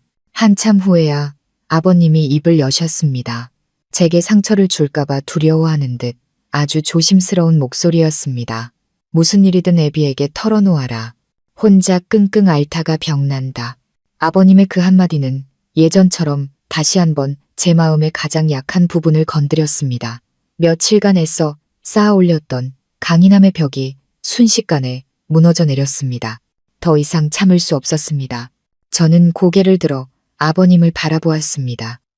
말라버린 줄 알았던 눈물이 비 오듯 쏟아져 내렸습니다. 아버님, 저는 소리 없이 흐느꼈습니다. 아버님은 앙상한 손을 뻗어 제 어깨를 가볍게 토닥이셨습니다. 그래, 애비 여기 있다. 말해보거라. 그리고 마치 둑이 터진 것처럼 저는 아버님께 모든 것을 털어놓았습니다. 서울에서의 일, 준호 씨의 거짓말과 회피, 그리고 스마트폰에서 보았던 모든 것들, 그 여자와 아이, 그들의 행복한 가족 사진에 대해 이야기했습니다. 저는 눈물 속에서 끊어지는 목소리로 모든 것을 쏟아냈습니다.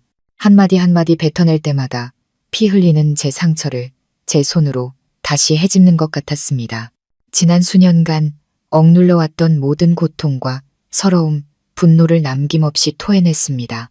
저는 더 이상 강인한 며느리가 아니었습니다. 그저 남편에게 배신당하고 시아버지 앞에서 무너져 내린 가여운 한 여자일 뿐이었습니다. 제 이야기를 다 들으신 아버님은 아무 말씀이 없으셨습니다. 그저 깊고 무거운 한숨을 내쉬실 뿐이었습니다. 어둠 속에서도 저는 아버님의 눈가가 붉게 물든 것을 볼 수 있었습니다. 아버님은 놀라지 않으셨습니다. 그저 끝없는 슬픔과 씁쓸함만이 느껴졌습니다. 아버님은 떨리는 제 손을 꽉 잡아주셨습니다. 가엾은 것다. 이 애비가 너에게 죄를 지었다. 못난 아들놈을 제대로 가르치지 못했으니. 아버님의 말씀에 저는 더 큰 소리로 울었습니다. 그 순간 저는 더 이상 외롭지 않았습니다. 제 아픔을 함께 나누고 슬퍼해줄 사람이 곁에 있었습니다. 눈물이 마를 때까지 울고 나자 저는 조금씩 평정을 되찾았습니다. 고통은 여전히 가슴속에서 날카롭게 저려왔지만 모든 것을 털어놓으니 마음이 한결 가벼워졌습니다. 저는 아버님 곁에 앉아 둘이 함께 칠흑 같은 어둠을 바라보았습니다. 한참 후에 아버님이 입을 여셨습니다. 그의 목소리는 깊은 슬픔에 잠겨 있었습니다. 사실 나는 오래전부터 짐작하고 있었다. 저는 깜짝 놀라 아버님을 돌아보았습니다. 네? 어떻게? 아버님은 미안함 가득한 눈으로 저를 바라보셨습니다. 내가 이렇게 누워만 지내지 눈뜬 장님은 아니다. 나는 그놈의 변해가는 모습을 보았고 전화 통화 속 거짓말을 들었다. 진정으로 가족을 사랑하는 남자라면 제 처자식을 시골집에서 저렇게 고생하게 내버려 두지 않는 법이다. 의심은 했지만 물증이 없었고 무엇보다 너를 더 아프게 하고 싶지 않았다. 아버님의 말씀을 듣고서야 모든 것을 이해할 수 있었습니다.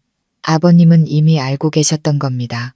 그동안 조용히 모든 것을 지켜보며 저를 걱정하고 계셨던 겁니다. 아버님의 사랑은 너무나도 크고 깊었습니다. 제가 너무 어리석었어요. 그 사람을 너무 믿었어요. 저는 제 자신을 탓했습니다. 내 탓이 아니다. 아버님이 제 말을 막으셨습니다. 잘못은 그 못돼 먹은 아들놈에게 있다. 너는 아내로서 며느리로서 할 수 있는 모든 것을 다 했다. 너는 아무 잘못이 없다. 아버님은 잠시 말을 멈추고 무언가 아주 중요한 말을 하려는 듯 깊은 숨을 내쉬었습니다. 그는 제 눈을 똑바로 바라보았습니다.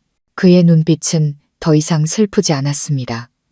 대신 이상하리만치 단호하고 밝게 빛나고 있었습니다. 민서야, 몇 년 전에 내가 너한테 금융앱 쓰는 법 좀 알려달라고 했던 거 기억하느냐? 저는 무슨 말씀을 하시려는지 몰라 고개를 끄덕였습니다. 내가 너에게 거짓말을 했다. 그저 재미로 알아본 것이 아니야. 아버님의 목소리가 진지해졌습니다. 준호 녀석이 변심했다는 의심이 든 날부터 나는 너희 모녀를 위한 퇴로를 마련해야겠다고 생각했다. 내 못난 아들 때문에 내 인생 전부가 망가지게 내버려 둘 수는 없었다. 아버님은 지난 몇 년간 숨겨왔던 비밀을 털어놓으셨습니다. 오래전 사고, 보상금과 평생 모은 연금, 퇴직금을 은행에 그대로 두지 않으셨다고 했습니다. 금융 전문가인 오랜 친구의 도움을 받아 그 돈으로 조용히 투자를 시작하셨던 겁니다. 매일 책을 읽고 시장을 연구하고 특유의 명석한 두뇌와 신중함으로 그 돈을 불려오셨습니다. 나는 내가 살 날이 얼마 남지 않았다는 것을 안다. 그래서 시간과 싸워야만 했다. 그리고 지금 그 돈이 원금과 이자를 합쳐 10억 원이 되었다. 10억. 병상에서 제게 말씀하셨던 그 숫자가 다시 한번 울려 퍼졌습니다. 하지만 이번에는 막연하지 않았습니다. 너무나도 선명하고 무겁게 다가왔습니다. 저는 그 자리에 얼어붙어 제가 들은 말을 믿을 수가 없었습니다. 아버님, 목이 메어 말이 나오지 않았습니다. 그 돈은 내 돈이 아니다. 아버님은 단호하게 말씀하셨습니다. 그건 내 돈이다. 이 가문을 위해 네가 바친 20년 청춘에 대한 보상이다. 너희 모녀가 새 인생을 시작할 미천이란 말이다. 내가 병원에서 너에게 줬던 그 통장 10억 원이 전부 그 안에 들어있다. 아버님은 제 손을 꽉 잡으셨습니다. 그의 목소리는 간절하면서도 강철처럼 단단했습니다. 그리고 내 유언을 잊지 마라. 절대로 준호 녀석에게는 이 돈에 대해 말해서는 안 된다. 그놈은 내 희생으로 만들어진 돈을 단 한 푼도 가질 자격이 없다. 그 돈으로 너와 하나의 미래를 준비해라. 이곳을 떠나 새로운 곳에서 살아. 우리 하나 공부도 시키고 싶은 만큼 시키고 너는 아주 멋지고 행복한 삶을 살아야 한다. 알겠느냐? 저는 시아버님을 바라보며 다시 눈물을 흘렸습니다. 하지만 이번 눈물은 고통의 눈물이 아니었습니다. 끝없는 감동과 감사의 눈물이었습니다. 휠체어에 몸은 갇혀 있었지만 아버님의 지혜와 사랑은 모든 한계를 뛰어넘었습니다. 아버님은 제게 단순히 돈을 주신 것이 아니었습니다. 제게 새로운 삶의 길을, 자유를, 그리고 모든 것을 다시 시작할 용기를 주셨습니다. 모든 비밀이 밝혀진 그 운명적인 밤 이후 저는 다시 태어난 것 같았습니다. 배신감의 상처는 여전히 남아 있었지만 더 이상 저를 무너뜨릴 수는 없었습니다. 대신 위대한 시아버지를 향한 무한한 감사와 굳은 결심이 그 자리를 채웠습니다. 하지만 마지막 짐을 내려놓고 우리 모녀의 미래를 위한 모든 준비를 마치신 후 시아버님의 건강은 급격히 나빠지기 시작했습니다. 마치 아버님 안에 있던 등불이 마지막 기름 한 방울까지 다 태워버린 것 같았습니다. 기침은 잦아졌고 통증이 밤낮으로 그를 괴롭혔습니다. 식사량은 눈에 띄게 줄었고 몸은 뼈만 낭상하게 남았습니다. 저는 아버님의 시간이 얼마 남지 않았음을 직감했습니다. 솟아오르는 슬픔을 억누르며 저는 마지막까지 최선을 다해 아버님을 돌봤습니다. 그리고 마침내 제가 가장 두려워하던 날이 왔습니다. 어느 날 아침 아버님은 극심한 호흡 곤란을 일으키며 얼굴이 파랗게 변했습니다. 저는 겁에 질려 구급차를 불렀고 아버님은 병원으로 옮겨졌습니다. 의사는 이미 모든 장기가 기능을 멈췄다며 마음의 준비를 하라고 했습니다. 저는 병원 복도에 서서 무너져 내릴 것 같은 다리를 겨우 버텼습니다. 마음의 준비를 했다고 생각했지만 20년간 제 곁을 지켜준 유일한 버팀목이자 가족을 곧 잃게 된다는 사실을 받아들일 수 없었습니다. 내키지 않았지만 저는 준호 씨에게 전화를 걸어야만 했습니다. 그를 아버지의 임종도 지키지 못한 불효자로 만들 수는 없었습니다. 소식을 들은 준호 씨는 전화기 너머에서 몹시 놀라며 슬퍼했습니다. 당장 내려가겠다고 말했죠. 다음 날 오후 준호 씨가 도착했습니다. 그는 병원으로 달려와 아버지의 침대 곁에 무릎을 꿇고 통곡하기 시작했습니다. 아버지, 이게 어떻게 된 일이에요? 제가 왔어요. 아버지, 저를 두고 가시면 안 돼요. 그는 너무나도 완벽하게 효심 깊은 아들을 연기했습니다. 아버지의 손을 잡고 타지에서 얼마나 고생했는지 그 모든 것이 아버님과 가족을 위한 것이었다고 울부짖었습니다. 곁에서 더 모시지 못한 것을 후회한다며 가슴을 쳤습니다. 병문안을 온 이웃들은 그의 효심에 감동했습니다. 그 눈물 뒤에 숨겨진 역겨운 위선을 아는 것은 저와 아버님뿐이었습니다. 아버님은 그때 이미 위독하셨지만 정신만은 이상할 정도로 또렷하셨습니다. 아버님은 침대에 누워 연극을 하고 있는 하나뿐인 아들을 조용히 바라보셨습니다. 준호 씨가 한참을 통곡한 후에야 아버님은 천천히 입을 여셨습니다. 목소리는 희미했지만 방 안에 모두가 들을 수 있을 만큼 또렷했습니다. 왔느냐? 네, 아버지, 제가 왔어요. 준호 씨는 서둘러 눈물을 닦았습니다. 올 줄은 아는구나. 다행이다. 아버님은 씁쓸한 미소를 지으셨습니다. 나는 네가 시골에 늙은 애비와 내 처자식이 있다는 걸 잊어버린 줄 알았다. 아버지의 말에 준호 씨는 얼어붙었습니다. 그는 더듬거리며 말했습니다. 아, 아버지, 무슨 말씀이세요? 그만 연기하거라. 아버님의 목소리가 단호해졌습니다. 지난 20년간 내가 이 집을 위해 한 것이 무엇이냐? 내 아내가 얼마나 고생했는지 알기나 하느냐? 내 딸이 얼마나 많은 것을 포기하고 살았는지 알기나 하느냐? 아니면 내 모든 정신과 돈은 서울에 다른 가정을 꾸리는데 다 써버렸느냐? 아버지의 말 한마디 한마디는 준호 씨의 얼굴을 후려치는 채찍 같았습니다. 그의 얼굴은 불그락 푸르락해지더니 그대로 굳어버렸습니다. 그는 저를 돌아보며 도움을 청하는 눈빛을 보냈지만 저는 조용히 고개를 돌렸습니다. 그 짧은 대화는 아버지의 마지막 남은 기력을 모두 소진시켰습니다. 아버님은 숨을 헐떡이기 시작하셨고 간호사가 달려와 모두에게 나가달라고 요청했습니다.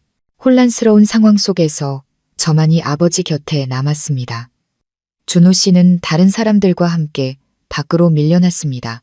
단둘만 남은 순간 아버님은 마지막 힘을 다해 제 손을 잡으셨습니다. 이것이 바로 제가 이야기에 처음에 회상했던 그 순간입니다. 아버님은 떨리는 손으로 제게 통장을 건네주시며 마지막으로 유언을 반복하셨습니다. 돈의 액수와 비밀번호 그리고 다시 한번 강조하셨습니다. 절대로 준호 녀석에게는 말하지 마라. 제가 눈물로 고개를 끄덕이자 아버님은 비로소 안심하신 듯 눈을 감으셨습니다. 그리고 심박 측정기에서 길고 날카로운 소리가 울려 퍼졌습니다. 제 시아버님, 제 인생의 은인이 그렇게 떠나가셨습니다. 시아버님의 장례는 엄숙하고 슬픈 분위기 속에서 치러졌습니다. 준호 씨는 마지막까지 슬픔에 잠긴 효자 역할을 완벽하게 해냈습니다. 상주 노릇을 하고 조문객을 맞이하고 모든 절차를 꼼꼼하게 챙겼죠. 그를 보며 누구도 그의 슬픔을 의심하지 않았습니다. 하지만 저는 그것이 그의 마지막 연극이라는 것을 알았습니다. 모든 장례 절차가 끝나고 조문객들이 돌아가자 텅 빈 집에는 우리 셋만 남았습니다. 이제 모든 것을 마주하고 해결해야 할 시간이 왔습니다. 저는 하나가 잠든 밤을 택해 준호 씨와 마주 앉았습니다. 제가 미리 작성해둔 이혼 서류를 그의 앞에 내밀었습니다. 그는 서류를 보고 저를 보며 믿을 수 없다는 표정을 지었습니다. 당신, 이게 무슨 짓이야? 아버지가 돌아가신 지 얼마나 됐다고. 아버지가 돌아가셨기 때문에 이렇게 해야만 해요. 저는 그의 말을 잘랐습니다. 제 목소리는 놀라울 정도로 차갑고 단호했습니다. 20년 만에 처음으로 저는 그에게 나라고 말했습니다. 아버지의 마지막 소원을 들어드리고 싶어요. 이 결혼 생활에서 저를 해방시켜 드리는 것. 그게 아버지의 뜻이었어요. 준호 씨는 당황하기 시작했습니다. 그는 더 이상 점잖은 척하지 않았습니다. 제게 다가와 손을 잡았습니다. 민서야, 내 말 좀 들어봐. 당신이 생각하는 그런 게 아니야. 내가 잘못했어. 한눈 판 거 인정해. 하지만 그냥 잠깐의 실수였어. 내 진짜 가족은 당신이랑 하나뿐이라고. 그는 변명을 늘어놓기 시작했습니다. 그 여자가 자신을 속이고 이용했으며 아이도 자기 아이가 아니라고 했습니다. 용서해달라고 다시 돌아와서 모든 것을 보상하겠다고 애원했습니다. 울고불고 온갖 방법으로 저를 붙잡으려 했습니다. 하지만 제 마음은 이미 죽었습니다. 그의 거짓말은 제 경멸감만 키울 뿐이었습니다. 더 이상 변명할 필요 없어요. 난 이미 모든 걸 알아요. 20년이면 충분해요. 단 하루도 더 이상 당신의 거짓말 속에서 살고 싶지 않아요. 제가 단호하게 나오자 그는 협박조로 돌변했습니다. 이혼이 쉬울 것 같아? 이 집은 공동 재산이야. 하나는 어쩔 건데 당신 혼자 애를 키울 수 있을 것 같아? 재산은 저는 침착하게 대답했습니다. 많이 필요 없어요. 이 집은 팔아서 당신이 더 많이 가져요. 저는 하나 데리고 다른 곳에서 새로 시작할 작은 돈만 있으면 돼요. 5천만 원이면 충분해요. 준호 씨는 눈을 동그랗게 떴습니다. 제가 이렇게 쉽게 집을 포기할 줄은 몰랐던 겁니다. 돈을 중시하는 그에게는 엄청난 이득이었습니다. 그는 제가 가진 10억에 비하면 이 집값은 아무것도 아니라는 사실을 꿈에도 몰랐겠죠. 잠시 생각하던 그는 자유와 큰 돈을 동시에 얻게 되자 즉시 동의했습니다. 법원에서 우리의 이혼은 신속하게 처리되었습니다. 준호 씨는 집을 판 돈의 대부분과 현금을 챙겨 그 여자에게로 돌아간다며 곧바로 서울로 떠났습니다. 떠나는 순간까지 딸을 한번 돌아보지도 않았습니다. 이혼 서류를 손에 쥐는 순간 저는 슬프지 않았습니다. 오히려 엄청난 해방감을 느꼈습니다. 20년간 저를 올가매던 족쇄가 마침내 풀렸습니다. 저는 자유로워졌습니다. 파란 하늘을 올려다보며 맑은 공기를 깊이 들이마셨습니다. 제 인생의 낡은 한 챕터가 닫히고 더 밝고 새로운 챕터가 우리 모녀를 기다리고 있었습니다. 이혼 후 저와 하나는 더 이상 그 시골 마을에 머물지 않았습니다. 그곳에는 너무나 많은 슬픈 기억이 담겨 있었습니다. 아무도 우리를 모르는 낯선 곳에서 완전히 새롭게 시작하고 싶었습니다.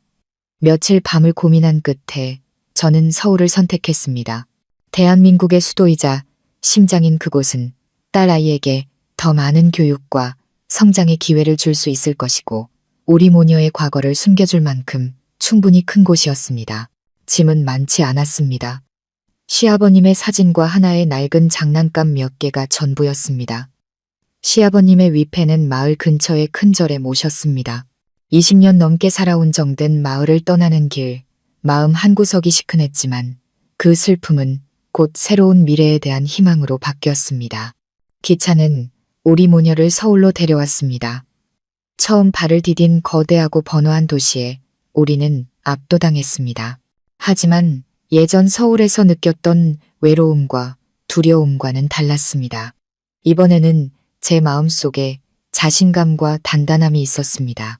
더 이상 누구에게도 의지할 필요가 없었기 때문입니다.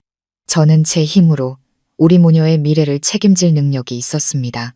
시아버님이 남겨주신 거대한 유산으로 제가 가장 먼저 한 일은 집을 사는 것이었습니다.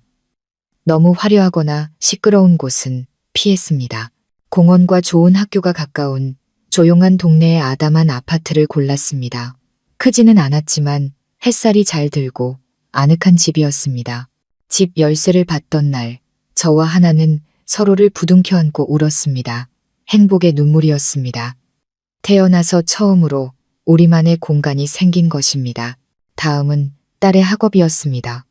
저는 하나가 곧 있을 대학 입시를 잘 준비할 수 있도록 서울에서 가장 유명한 입시 학원에 등록시켰습니다. 새로운 환경과 친구들 때문에 처음에는 낯설어 했지만 똑똑하고 사교적인 아이는 금세 적응했습니다. 매일 즐겁게 공부하고 희망에 찬 눈으로 미래를 이야기하는 딸을 보며 제 결정이 옳았다는 것을 알 수 있었습니다.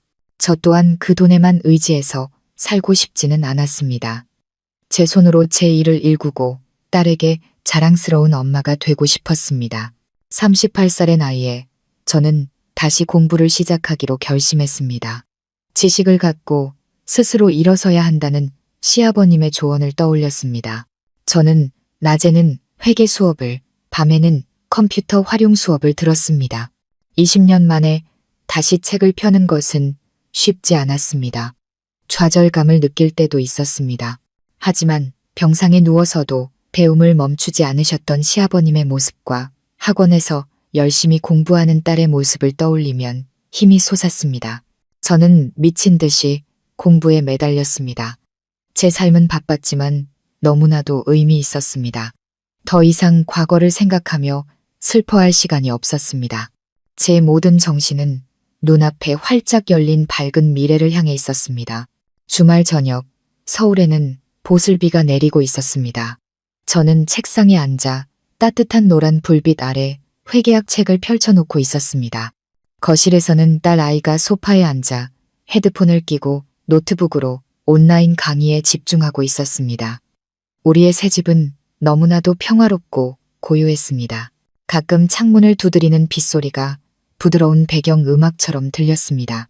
저는 펜을 놓고 의자에 등을 기댄 채 딸을 바라보았습니다. 아이는 정말 많이 컸습니다.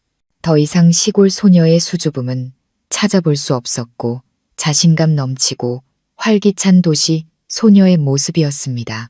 아이는 자신의 꿈과 미래를 향해 열정적으로 나아가고 있었습니다. 딸을 보자 제 마음은 행복과 자랑스러움으로 가득 찼습니다. 저는 저도 모르게 책상 위에 놓인 작은 사진 액자에 손을 뻗었습니다. 시아버님이 사고를 당하시기 직전에 찍은 유일하게 선명한 사진이었습니다. 사진 속 아버님은 작업복을 입고 강인하지만 인자한 얼굴로 따뜻하게 웃고 계셨습니다. 저는 사진 속 아버님의 총명하고 사랑 가득한 눈을 바라보았습니다. 마음속에서 끝없는 감사가 솟아올랐습니다.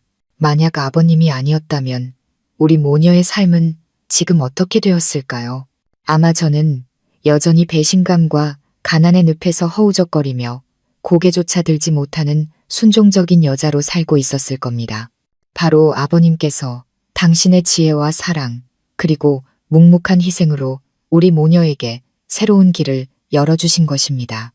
10억 원은 거대한 재산이지만 저는 그것이 아버님이 남기신 가장 귀한 유산이 아니라는 것을 압니다. 가장 위대한 유산은 강인함과 역경을 이겨내는 의지, 그리고 자기 삶의 주인이 되어야 한다는 교훈, 그 자체였습니다.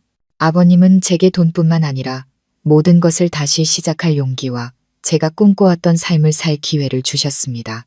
저는 자리에서 일어나 창가로 다가갔습니다. 밤의 도시를 수놓은 반짝이는 불빛들을 바라보았습니다. 비는 그치고 맑고 서늘한 공기가 느껴졌습니다. 저는 깊은 숨을 들이마시며 온몸으로 퍼지는 자유와 평화를 느꼈습니다. 고통스러운 과거는 이제 지나갔습니다. 미래에는 또 다른 시련이 있을지 모르지만 저는 더 이상 두렵지 않았습니다. 아버님, 고맙습니다. 저는 제 자신에게 그리고 사진 속에서 저를 향해 미소 짓고 계신 시아버님께 속삭였습니다. 제 마음 깊은 곳에서 우러나오는 가장 진심 어린 감사였습니다. 저희 모녀에게 새로운 삶을 주셔서 정말 고맙습니다. 오늘 이야기는 여기까지입니다. 오늘 영상이 마음에 드셨다면 가족 이야기 채널 좋아요와 구독, 알림 설정 부탁드립니다.